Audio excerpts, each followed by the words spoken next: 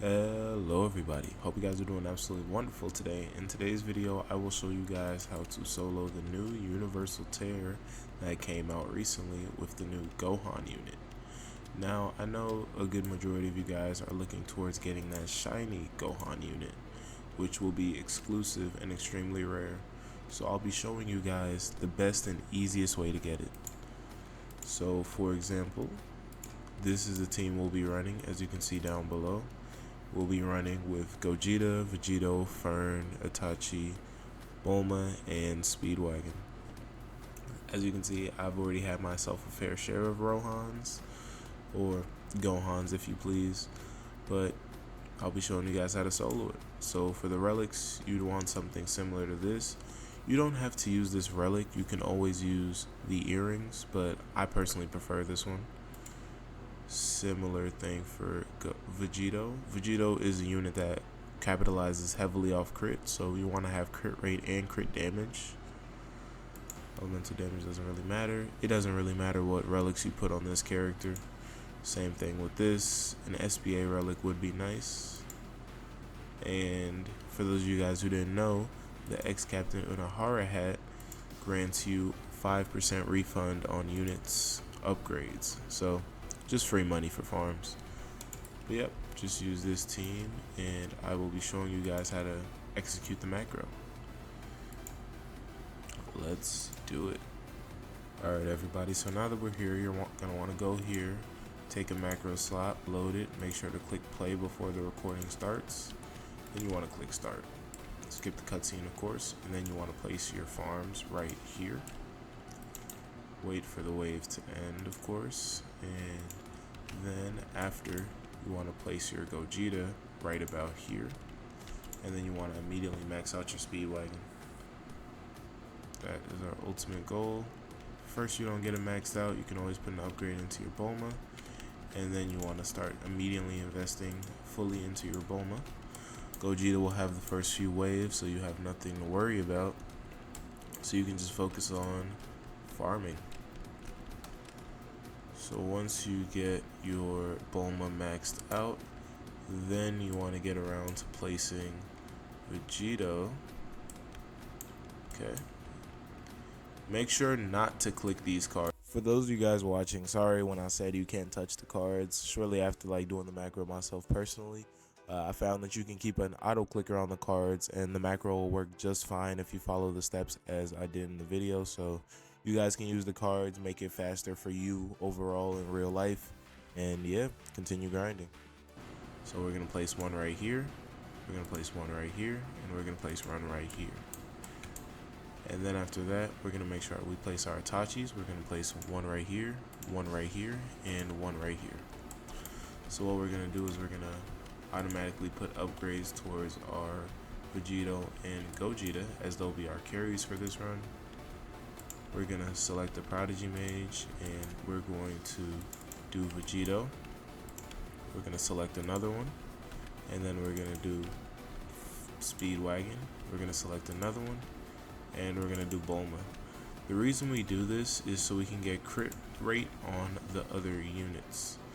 So as you see, Gogeta has this passive where the crit rate of all allied enemies owned in his range allows him to increase his damage. If the total crit rate is 150%, it increases the damage by a certain amount of damage. This stacks, so as much crit rate as you have in your range, the stronger your units will be. Make sure, for those of you guys who macroed Roger too, you would know that Itachi is best and most valuable when he's on his second upgrade. So we want to make sure that we get all our Itachis up to that second upgrade. And just like that, we are good for the most part. It's very optional, but you can max upgrade your Ferns if you'd like. It doesn't really do anything besides give you a bigger AoE and more range, but besides that, it doesn't really do anything. Now you just wait for the game to play itself out, and this is the main reason why you want to have a crit rate piece on Vegito. As you guys can see, Vegito has a passive where For every consecutive hit, he applies iodize and things like that. Really good buff, really good ability. But what's the most important part of it is how well he synergizes with crit. He gains, or is that the relic? I could be thinking of the relic. To be honest, I don't even know. Oh yeah, I don't even know what I'm thinking of, guys. It's real. Yeah. Okay, there it is. It's really late. Sorry, guys. My mind's all over the place. Whenever he crits, he applies an iodize for 70% of his damage. The best part about this is iodize is a DOT effect, and for this armor set, as you guys can see, when units are inflicted with DOT, it increases your crit damage by 50% for 15 seconds with a 7.5 cooldown. So if you have max crit rate on him, essentially you will always have an extra 50% crit damage.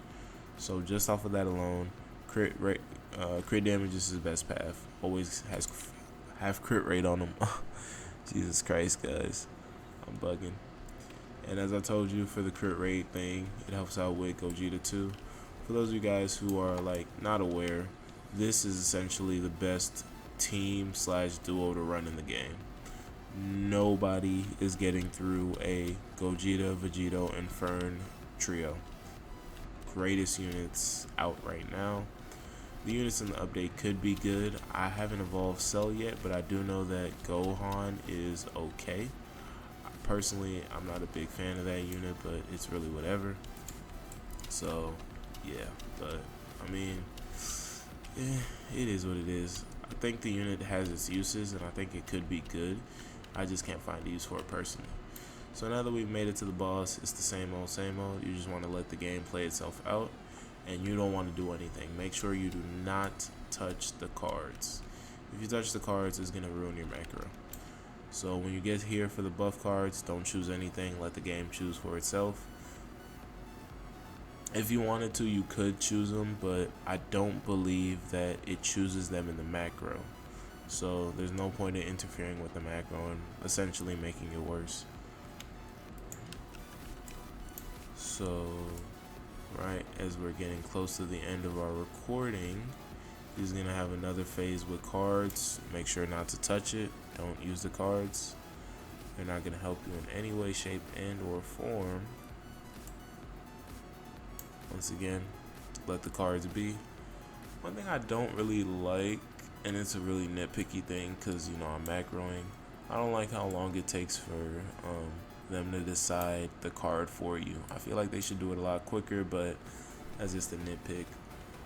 So right here, you can end the macro if you want. You won't have to use any abilities or anything. So personally, for me, I'm just gonna end the macro here, and voila, we have the perfect macro to solo this stage.